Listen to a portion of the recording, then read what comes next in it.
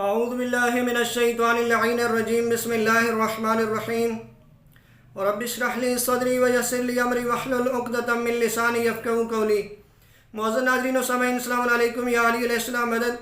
معزز ناظرین و سامعین، آپ جانتے ہیں کہ ہر انسان جو ہے اس کی کوشش یہ ہے کہ میری دنیا اچھی ہو جائے، یعنی کثرت کے ساتھ آپ کو لوگ ایسے ملیں گے کہ جو اس دنیا کو بنانے کے لیے جنہوں نے رات دن نیک کیا ہوا ہے، 18 گھنٹے 15 گھنٹے وہ کام کر رہے ہیں، اس دنیا کو بنا رہے ہیں۔ یہاں تک کہ آپ کو ایسے بھی لوگ ملتے ہیں جو اس دنیا کو بنانے کے لیے نہ حلال دیکھتے ہیں نہ حرام دیکھتے ہیں۔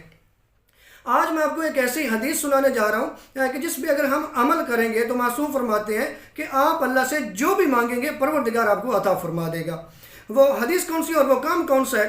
امام جعفر صادق علیہ السلام نے فرمایا، اگر کوئی شخص یہ چاہتا ہو کہ وہ اللہ سے جس چیز کا سوال کرے تو اللہ اسے عطا کرے، تو اپنے آپ کو لوگوں سے نا امید کر لے، یعنی لوگوں سے نا امید کر لے۔ اکثر لوگ جو ہیں ان کی نظر لوگوں کی طرف ہوتی ہے، لوگوں سے نا امید کر لے اور اللہ کے علاوہ کسی سے اپنی امید وابستہ نہ رکھے، یعنی ہر وقت جو ہے کسی حال میں بھی ہے تو وہ اللہ کی طرف متوجہ رہے کہ اللہ مجھے دینے والا ہے، یہ نہیں ہے کہ مجھے فلاں یہ دے گا فلاں یہ دے گا۔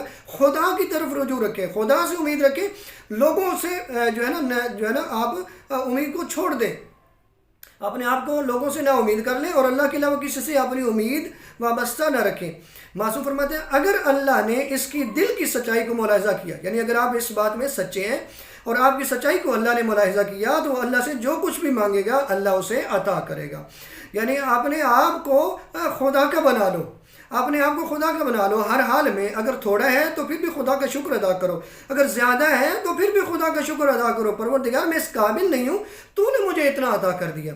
اگر تم خدا کے ہو جاؤ گے، لوگوں سے جو ہے نا اپنے آپ کو نا امید کر لو گے، خدا کی طرف رجوع کرو گے، تو معصوم فرما گے تم جو اللہ سے مانگو گے وہ اللہ عطا کرے گا۔ کیوں؟ پروردگار جتنا طاقتور کوئی نہیں، پروردگار جتنا علی کل شیء قدیر کوئی نہیں، پروردگار جتنا دعاؤں کا سننے والا کوئی نہیں۔ جب ہمیں ہر مشکل بنتی ہے تو ہم خدا کی طرف رجوع کرتے ہیں اور اللہ ہی ہماری مشکلات کو آسان فرماتا ہے۔ باقاعدہ جتنے ہیں وہ اسباب ہیں، ان کے ذریعے دعائیں قبول ہوتی ہیں، دعائیں قبول کرنے والا اللہ ہے۔